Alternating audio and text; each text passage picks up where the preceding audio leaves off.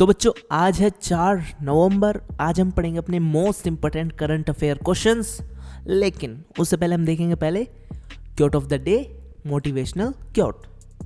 You only fail when you stop trying. बात को समझना है, हम फेल कब होते हैं? आप फेल कब होते हो? आप फेल तब होते हो जब आप ट्राई करना छोड़ देते हो। आप तब फेल नहीं होते जब किसी एग्ज़ाम में फेल होते हो, लेकिन तब फेल हो जाते हो जब आप एग्ज़ाम देते ही नहीं हो, उसको ट्राई करने जाते ही नहीं हो। तो आपको ट्राई करना है, दिल लगा के काम करना है और बड़ा कुछ करना है। इसी के साथ चलेंगे हमारे answer of the last question. जो हमारा क्वेश्चन था, in which state did PM Modi launched India's first sea plane service. यानी कि पीएम मोदी ने किस राज्य में भारत की पहली सी प्लेन सेवा शुरू की, यानी कि उसका शुभारंभ हुआ है। तो किस स्टेट में हुआ है, किस राज्य में हुआ है, ये बताना आपको। तो ये हुआ है गुजरात में। आपको पता होना चाहिए, गुजरात में भारत की पहली सी प्लेन सेवा का शुभारंभ किया है किसने? पीएम मोदी जी। तो इसी के साथ चलेंगे हमारे नेक्स्ट क्वेश्चन पे, जो हमारा आज का करंट अफेयर होगा। तो देखते हैं अपना first current affair. Which insurance company partnered with free pay card to provide health insurance solutions. यानी कि स्वास्थ्य बीमा समाधान प्रदान करने के लिए किस बीमा कंपनी ने फ्री पे कार्ड के साथ भागीदारी की? तो किस कंपनी ने की है?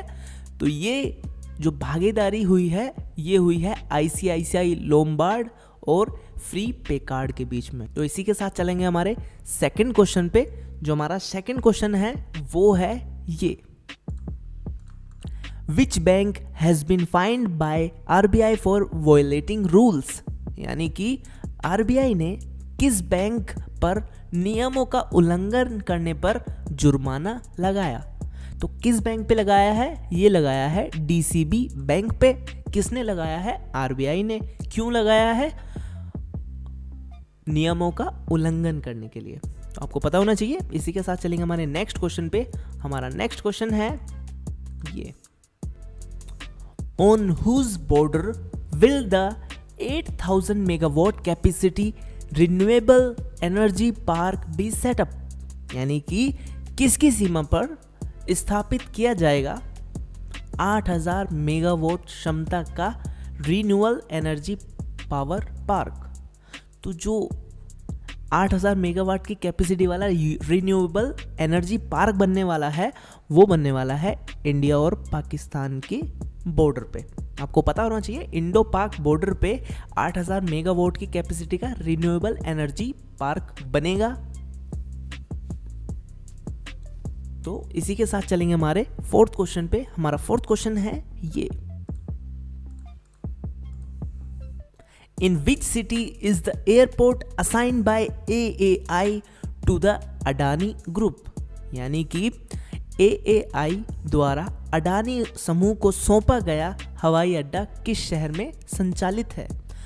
तो किस शहर में संचालित है? ये है लखनऊ में।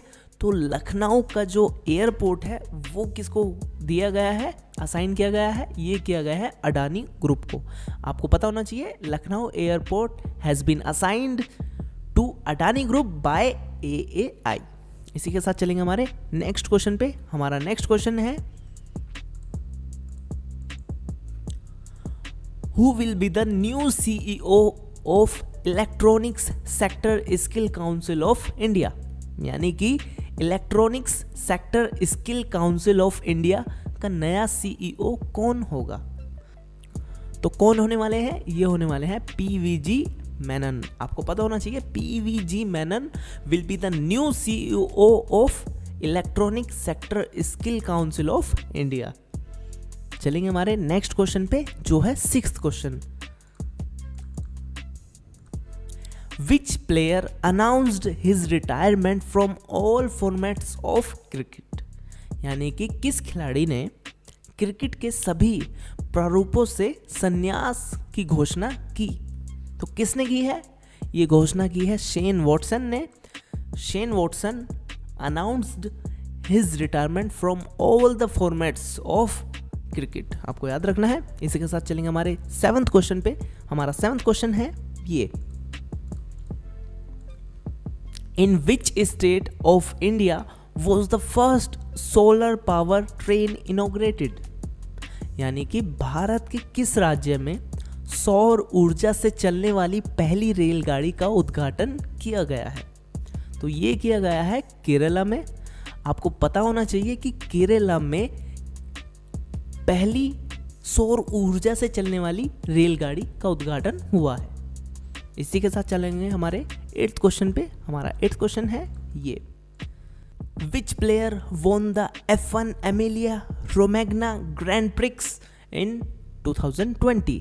यानी कि किस खिलाड़ी ने 2020 में F1 Emilia Romagna grand prix जीता? तो ये जीता है लुइस हैमिल्टन ने। आपको याद रखना है, लुइस हैमिल्टन ने F1 Emilia Romagna grand prix 2020 जीता है।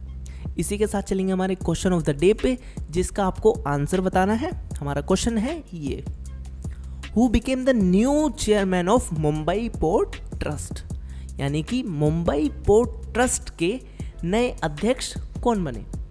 4 ऑप्शंस हैं, आपको ऑप्शंस में से आंसर बताना है। इसी के साथ मिलेंगे कल हमारे न्यू करंट अफेयर्स के साथ। तब तक के लिए बाय बाय, जय हिंद, वंदे मातरम।